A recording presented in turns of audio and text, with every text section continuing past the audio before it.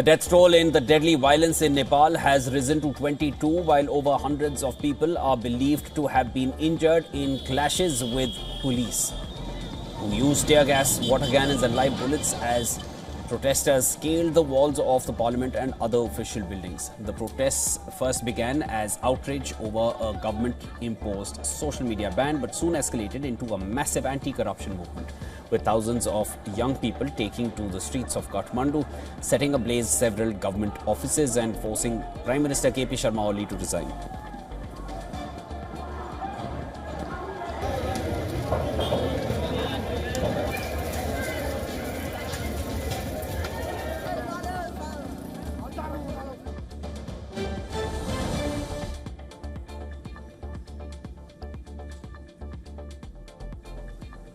Air India and Indigo were among the airlines that cancelled their flights to Kathmandu after the Tribhuvan International Airport in Nepal's capital was temporarily shut down amid massive anti-government protests.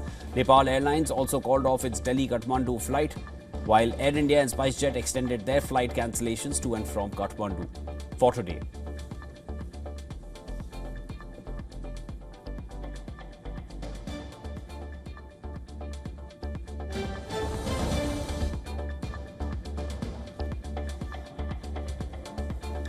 US President Donald Trump clears Israel's strike on Hamas targets in Qatar does not advance Israel or America's goals, adding that he feels very badly about the location of the strike, says he tried but was too late to stop the attack. In a Truth Social post earlier, Trump said that he was notified that Israel was attacking Hamas in the capital Doha by the US military, but it was unfortunately too late to stop the attack.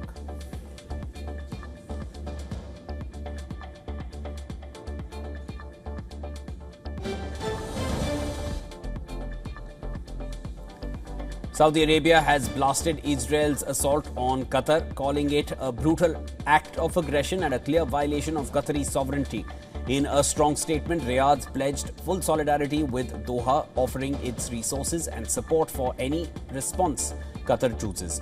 The kingdom also warned Israel of dire consequences if its repeated violations of international law and continued attacks persist.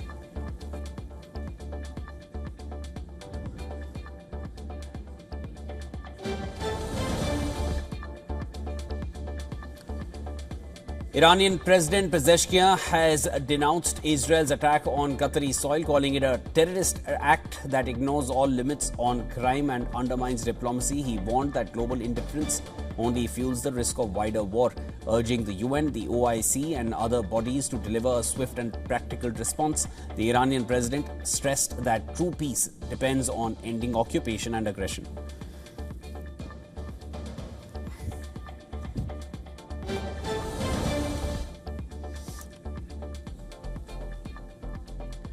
Japan has strongly condemned Israel's attack on Qatar as a threat to regional security. Chief Cabinet Secretary Yoshimasa Hayashi said that attack hinders diplomatic efforts for a ceasefire in Gaza and the release of hostages.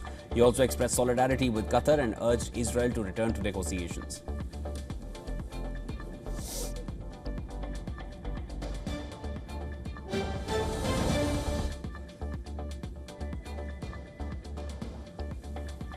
Qatari Prime Minister has reaffirmed Qatar's commitment to its mediation role despite Israel's recent airstrike on Hamas leaders in Doha. He called the attack treacherous and said US officials warned Qatar only 10 minutes after it began.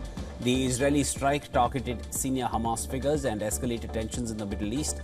The White House described the operation as a unilateral move that does not support US or Israeli interests.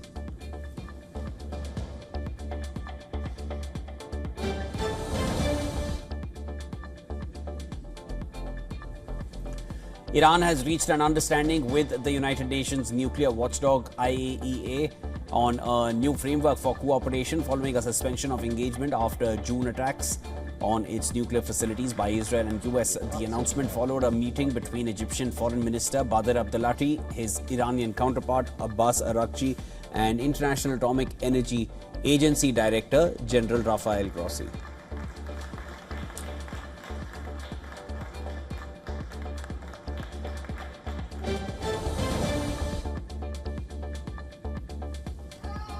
Two videos posted on the global Sumud flotilla's social media show that what the flotilla claims is a second drone strike on their Gaza-bound vessel, the Alma, flying the British flag. The attack reportedly occurred in Tunisian waters near Sidi Bou, causing visible damage to the ship. The incident comes a day after the activists said another of their boats was hit by a similar suspected UAV attack, but Tunisian authorities said no drones had been detected.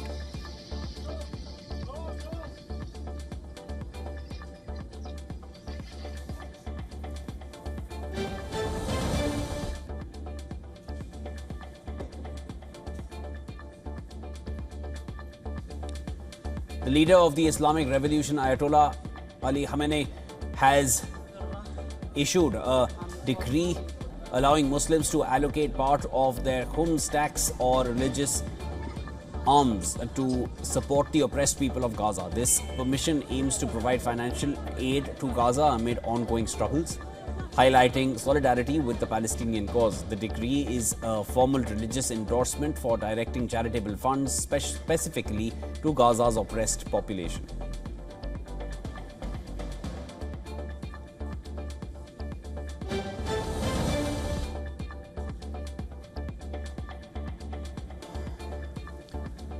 The Iran-backed Houthi movement has claimed responsibility for a coordinated attack targeting Israel, including the Ramon airport near Eilat.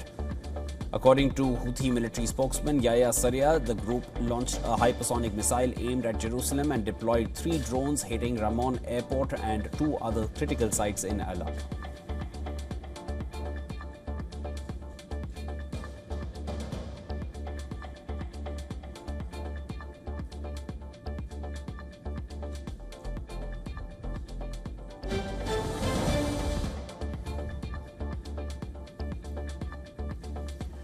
Poland army is on high alert after what it termed unprecedented violation of Polish airspace by drone-type objects in the wee hours earlier today. This comes after reports surfaced that Russia violated Poland's airspace following Russia's drone strikes on Ukraine's western regions that border Poland. Poland's army says some drones that entered its airspace have been shot down. Military command is monitoring the situation with allied forces on alert. Prime Minister Tusk has briefed NATO Secretary General on Poland's response. Warsaw's Chopin Airport has temporarily closed its airspace amid military action.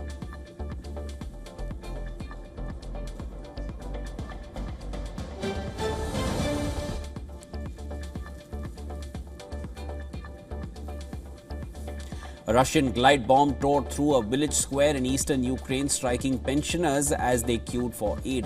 At least 24 people were killed, 23 of them elderly and 19 more injured in Yarova, just 10 kilometers from the front line. Officials say it's the latest in a string of strikes that have already claimed more than 12,000 civilian lives in the war.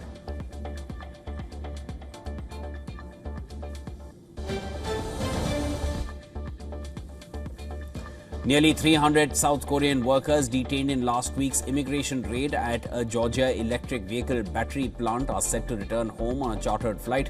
They were held at an ICE facility in Folkestone, Georgia, following a major crackdown targeting unauthorized workers at the construction site. In total, U.S. immigration authorities arrested 475 people at the joint venture site run by Hyundai Motors and LG Energy Solutions.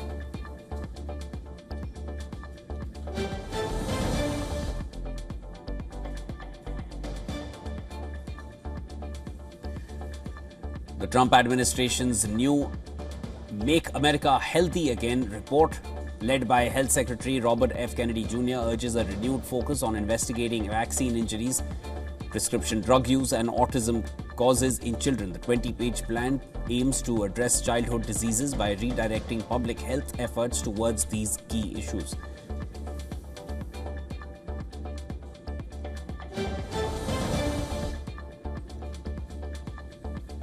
Federal prosecutors have added a charge against DeCarlos Brown Jr. linked to the fatal stabbing of Irina Zarutska on Charlotte's light rail. This federal count addresses violence on mass transportation systems and carries penalties of life without parole or the death penalty. Brown already facing state first-degree murder charges, is a repeat violent offender. Attorney General Pamela Bondi has condemned the murder, blaming failed soft on crime policies, and vowed to seek the maximum penalty to ensure Brown never walks free again.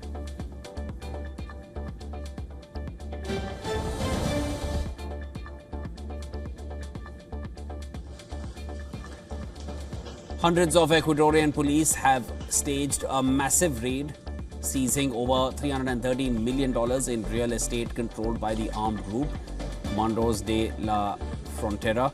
The Interior Ministry said the group funneled huge sums from organized crime, mainly drug trafficking, into the national financial system. President Daniel Noboa called it the biggest blow to Ecuador's criminal economies in history.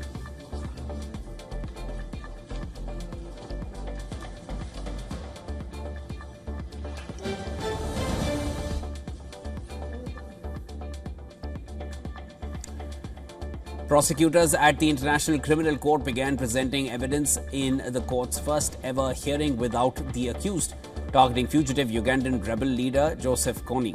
He faces 39 counts of war crimes and crimes against humanity for his brutal reign as head of the Lord's Resistance Army, which terrorized northern Uganda from the 1980s in a violent campaign to overthrow that government. This landmark in absentia hearing marks a new chapter in international justice for elusive war criminals.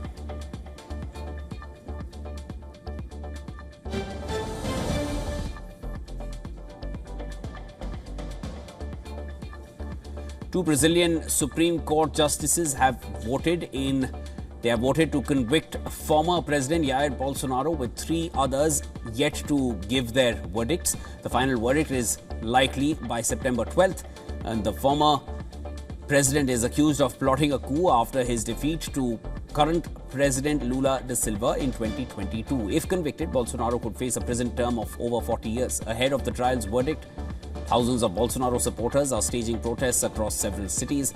Demonstrators in Sao Paulo waved Brazilian flags alongside some US flags. Similar protests were also held in Brasilia and Rio de Janeiro.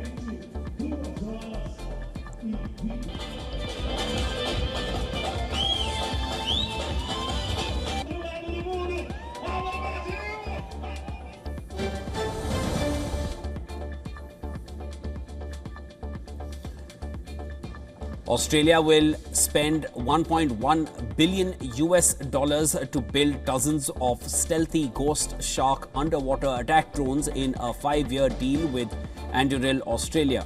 The first drones joined the Navy in January next year, offering intelligence, surveillance, reconnaissance, and long-range strike capability.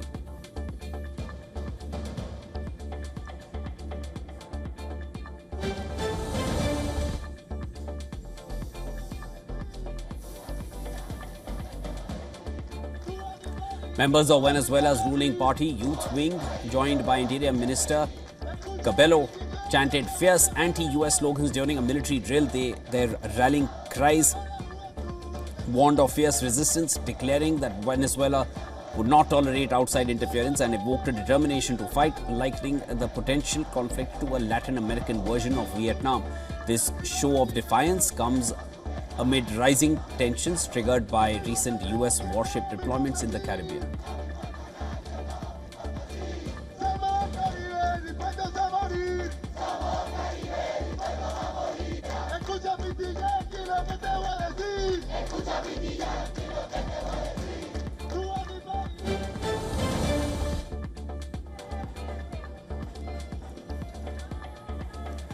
Hundreds of nurses from Peru's social security system marched through Lima demanding better hospital conditions and patient care. They also protested low wages and staff shortages, citing what the current number of nurses cannot adequately serve insured Peruvians. The National Union of Social Security Nurses highlighted that nearly half of insured patients do not pay their healthcare premiums, further straining the system.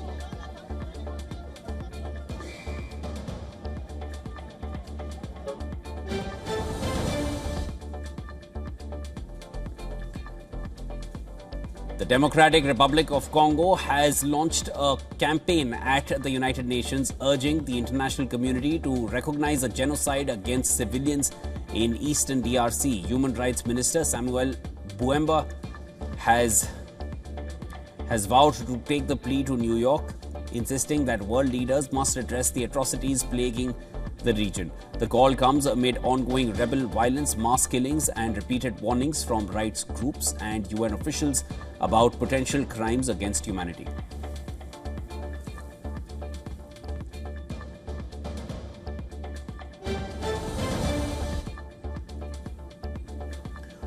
Syria is turning a page in its foreign relations. Country's President Ahmad al-Shara is set to visit Moscow next month. Russia is calling it a new era in relations with Damascus. Russian Deputy Prime Minister Alexander Novak announced the visit. Shara will travel to Moscow in October. He will take part in Russian Arab Summit. Novak described the trip as a step to strengthen bilateral cooperation, calling Syria a promising regional partner. The visit comes amid questions over the future of Russia's military bases in Tartus and Maimim, crucial outposts secured under Assad, but now uncertain after his fall.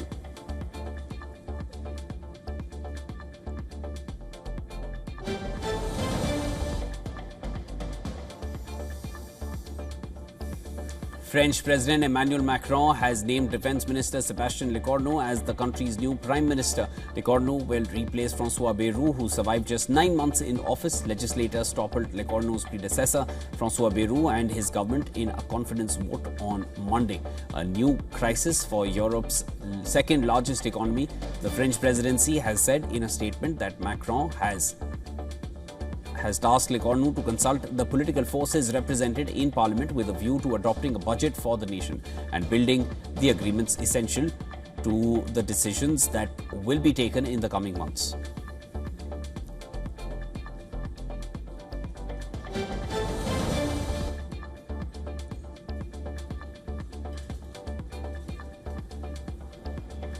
The Pacific Islands Summit has commenced in Honiara, Solomon Islands, with Australia's Prime Minister Albanese and New Zealand's Prime Minister Luxon joining regional leaders. The gathering takes place amid concerns over China's expanding influence and alleged interference in the Pacific.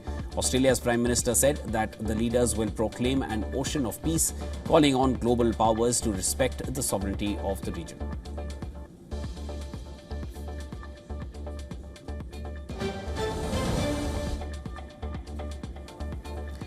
Taiwan has kicked off Semicon 2025, its annual semiconductor trade fair, which organizers describe as the Olympics of the semiconductor industry. SEMI, the Global Electronics Manufacturing and Design Association, says this year's edition will set new records with more than 1,200 enterprises from 56 countries showcasing at over 4,100 booths and an expected 100,000 visitors. The event will feature 17 national pavilions, with Canada, Costa Rica, Lithuania, Sweden and Vietnam joining for the first time.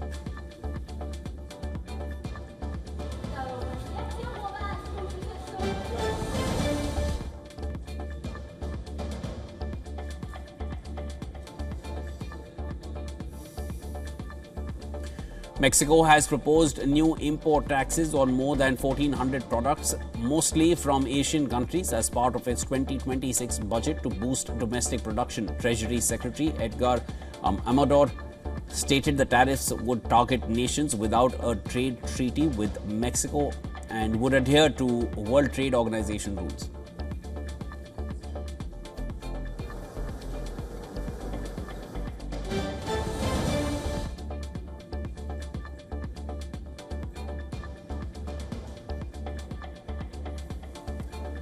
The EU's climate chief says he is confident the bloc can reach agreements on its 2040 climate plans ahead of a key UN summit in November, despite divisions among member states. European Climate Commissioner Hoekstra said that there is a significant possibility that environment ministers will finalize a deal next week, though he acknowledged further talks may still be required.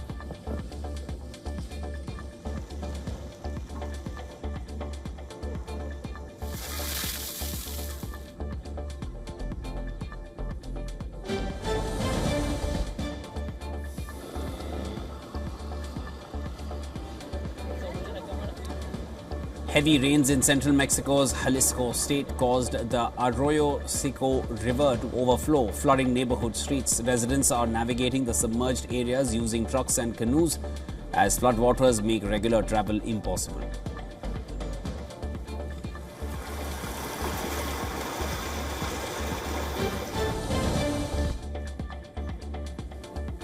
In India, heavy rainfall has caused widespread flooding in Uttar Pradesh's Kanpur, with residential areas severely affected due to the rising water level of the river Ganga.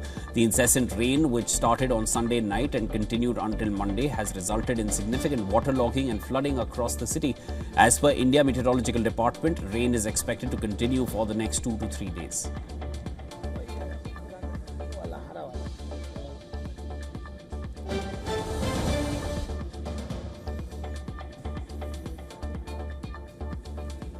US President Donald Trump has announced that trade negotiations with India are ongoing to resolve existing barriers between the two countries. He expressed confidence in a successful outcome and looks forward to speaking with his very good friend, Prime Minister Modi, in the coming weeks. In response, Indian Prime Minister expressed faith in the ongoing trade talks, asserting that they would unlock limitless potential of trade ties between India and US.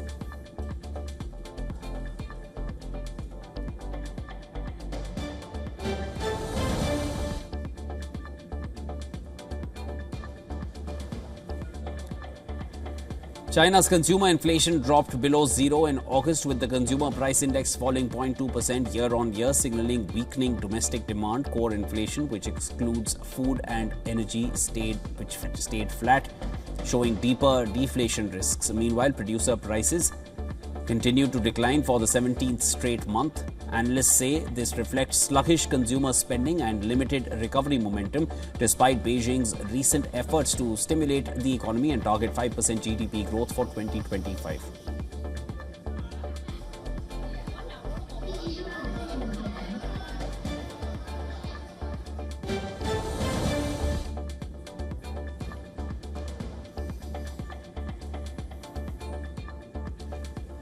Gold held steady just below a record high, trading near $3,623 an ounce after briefly topping $3,674, and that happened this week. The metal's rally, now nearly 40% year to date, is fueled by expectations of Fed rate cuts and escalating global tensions. A historic downward payrolls revision and upcoming US inflation data are shaping traders' outlook ahead of next week's Fed meeting. In geopolitics, an Israeli strike on Hamas leaders in Doha and US President Trump's tariff threats against India and China added to market uncertainty. Silver hovered just below $41, while platinum and palladium posted gains.